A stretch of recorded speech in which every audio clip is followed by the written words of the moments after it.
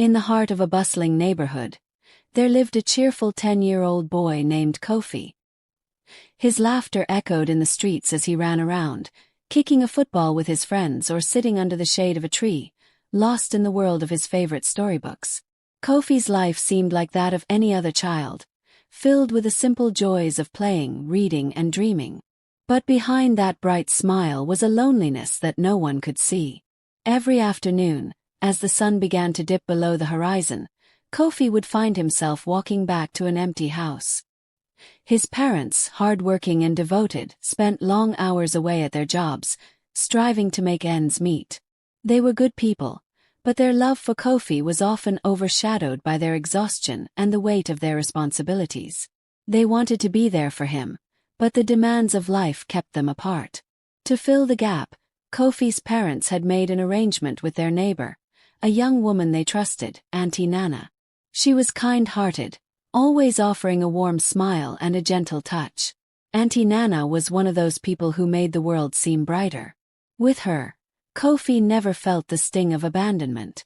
She welcomed him into her home with open arms, offering him food, games, and the kind of attention that he desperately craved. First, everything seemed perfect. Kofi enjoyed her company. She would make him his favorite snacks, tell him funny stories, and let him play games on her phone. She even gifted him a new football when his old one deflated. She seemed like a second mother to him, always there when he needed her. But as the days passed, a subtle shift began to happen. It was small at first, almost imperceptible. Auntie Nana started to act a little differently. Her gestures lingering just a second too long, her smiles just a bit too knowing. Kofi, who had always been bright and curious, began to feel uncomfortable. He didn't understand why, but he knew something wasn't quite right. It began with a special game. Auntie Nana suggested they play together. She called it a secret, something just for the two of them to make their bond even stronger. At first, Kofi didn't question it. He trusted her after all. But when the game started, his heart sank. It wasn't a game like the ones he played with his friends or the ones in the storybooks he loved. This one made him feel strange, his skin crawling, his stomach twisting in knots. Every time it happened, he felt smaller, weaker, more scared. Kofi didn't know how to react.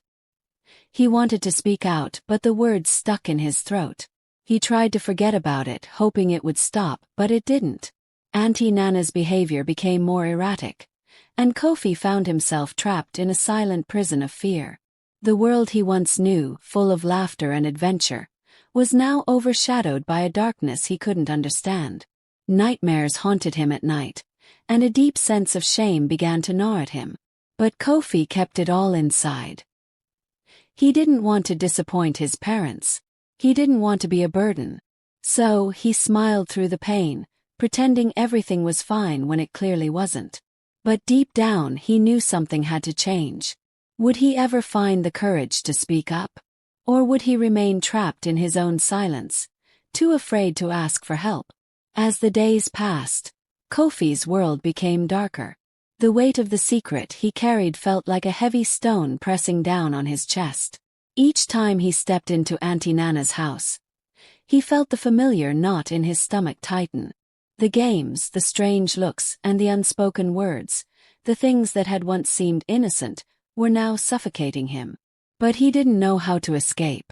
The world outside his small neighborhood seemed so far away, and every time he tried to tell someone, the words got stuck, tangled in his throat.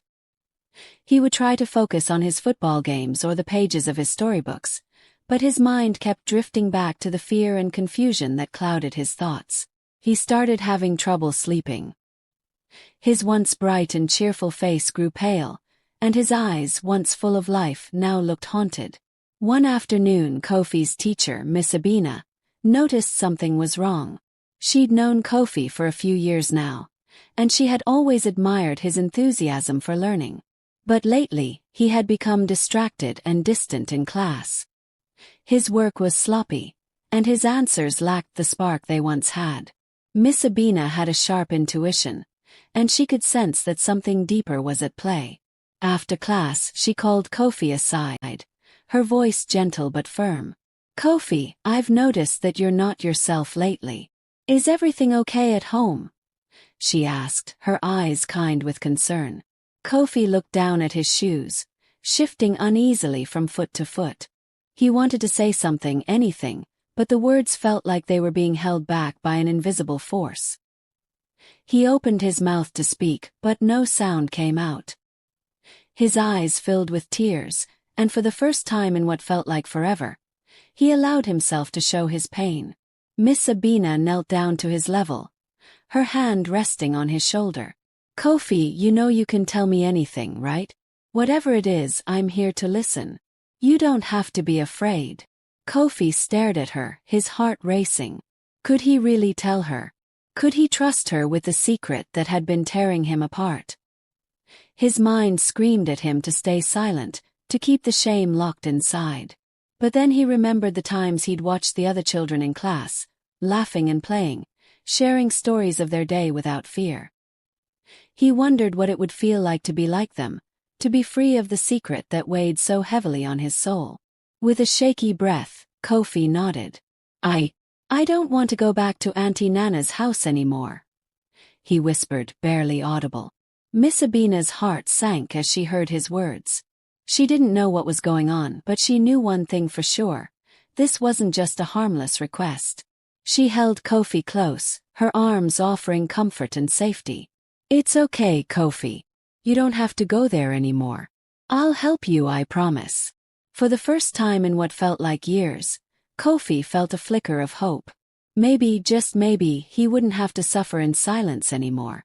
But as the days passed, the reality of what he had just said began to sink in.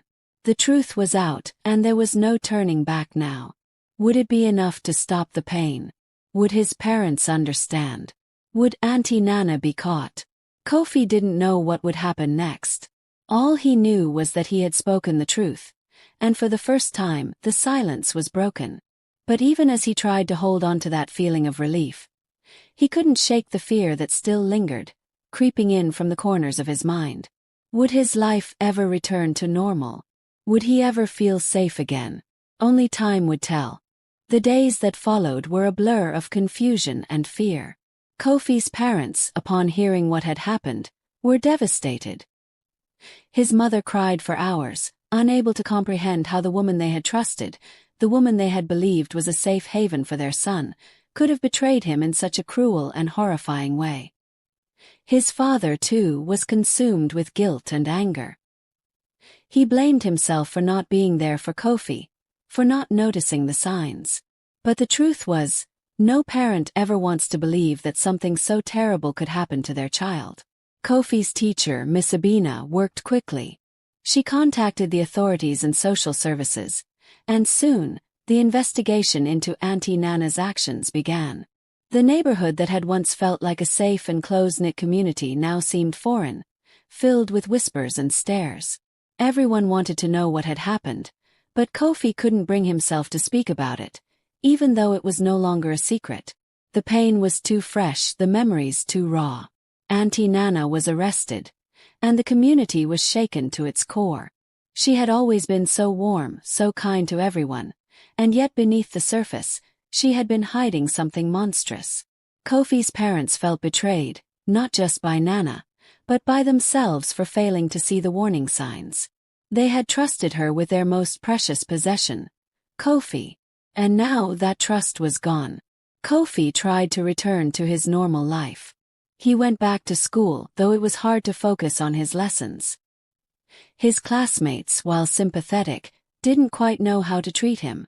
Some whispered behind his back, others offered awkward words of comfort. But Kofi felt isolated in a way he hadn't before. The world he had once known, full of football games and laughter, seemed distant and unreachable. At home, things weren't much better. His parents tried to reassure him that everything would be okay, but the fear in their eyes told a different story.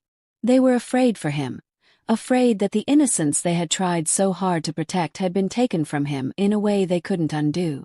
Kofi could feel the weight of their guilt, and it only added to the pressure he already felt.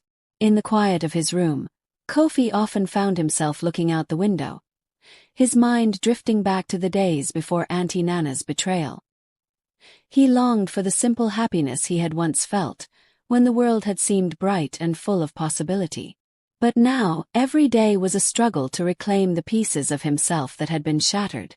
The nightmares still came, creeping in the corners of his mind, reminding him of the things he had tried to forget. But there was something in Kofi that refused to let the darkness take over. He wasn't sure how, but he knew he had to keep going. He had to find a way to heal, to move forward. The road ahead was uncertain, but for the first time since it all began, he allowed himself a glimmer of hope. He had spoken up. He had broken the silence. And though the road to recovery would be long, he was no longer alone. The truth had come out, and now the healing could begin. But was it enough? Could Kofi truly find peace again? Would his family ever feel whole again? And most importantly, could they ever trust again after everything that had happened? As the investigation unfolded and Auntie Nana faced the consequences of her actions, Kofi knew that the answers to those questions were still far from clear. But one thing was certain. He would never stop fighting for his voice, for his safety, and for the chance to rebuild the life that had once been stolen from him. And slowly, Kofi began to realize something important. He was not defined by what had happened to him. He was more than the pain he had endured. He was still Kofi, the boy who loved football, the boy who dreamed of faraway places, the boy who could one day find joy again. He wasn't broken. Not yet. And as long as he held on to that hope, maybe, just maybe, he could find his way back to the light. The weeks turned into months, and slowly, life began to change for Kofi. The days of haunting memories and sleepless nights were still there, lurking in the shadows, but they no longer consumed him. There were bad days, yes. Days when the weight of what had happened threatened to pull him back into the darkness. But there were also better days, moments where Kofi allowed himself to smile again, to laugh, and to dream. The road to healing wasn't easy, and it wasn't quick, but with every small step, he was moving forward. Kofi's parents, too, had begun to heal, though it was clear that the scars would never fade. They sought therapy, both for Kofi and for themselves. They worked through the guilt and the anger that had nearly torn them apart, learning how to rebuild trust within their family. It was hard, but it was necessary. They understood that Kofi needed them now more than ever, and they vowed to be the parents he deserved, the parents who would never leave him feeling abandoned or alone again. Kofi's teacher, Miss Abina, remained a constant source of support. She continued to check on him, offering her guidance and care as he navigated the emotional turmoil of his past. Miss Abina became more than just a teacher. She became a protector, a confidant, and a reminder that there were good people in the world who cared. Through her, Kofi learned the importance of speaking up, of asking for help when things seemed too heavy to carry alone. She taught him that strength didn't come from hiding your pain but from sharing it with others who would listen and help you heal. But it wasn't just his teacher who made a difference. Kofi's friends, too, began to rally around him. They didn't fully understand the depth of his suffering, but they were there, laughing, playing football, and reminding him of the joy that still existed in the world. They didn't push him to talk about what had happened, but they offered him the comfort of normalcy, of companionship, and of fun. Slowly, Kofi began to reconnect with the world outside of the shadows that had once consumed him. In his heart, Kofi knew that the scars of his past would always be a part of him, but they no longer defined him. He had learned the most important lesson of all, that no matter how broken a person may feel, there is always a way to rebuild. There is always hope, even in the darkest of times. One afternoon, as Kofi sat under the large tree in his yard, his football resting beside him, he looked up at the sky. The sun was shining brightly, and a gentle breeze rustled the leaves above him. For the first time in a long while he felt peace. He knew that he had a long road ahead of him, but he also knew that he would never walk it alone. His parents, his teacher, and his friends would be there to support him, to lift him up whenever he fell. And perhaps most importantly, he had found his voice. He had spoken up when it mattered most, and that courage had set him free. He could now look forward to the future with hope, knowing that he had the power to shape it, to protect it, and to keep it safe. In that quiet moment, As Kofi watched the clouds drift lazily across the sky, he made a promise to himself. He would never let fear silence him again. He would never allow anyone to take away his voice or his worth. And as he picked up his football and kicked it towards the goalposts in the distance, he felt a sense of freedom he hadn't known in a long time. He had faced his worst nightmare and survived. He had spoken out, and that had made all the difference. And in that moment, Kofi understood something deep within himself, that no matter what life threw at him, he would always have the strength to rise above it. The journey was far from over, but Kofi was no longer the frightened, silent boy he once was. He was a survivor. And with that knowledge, he stepped into the future with a newfound courage, ready to face whatever challenges came his way. Because, in the end, the most powerful thing anyone can do is speak their truth. And Kofi had finally found the courage to do just that.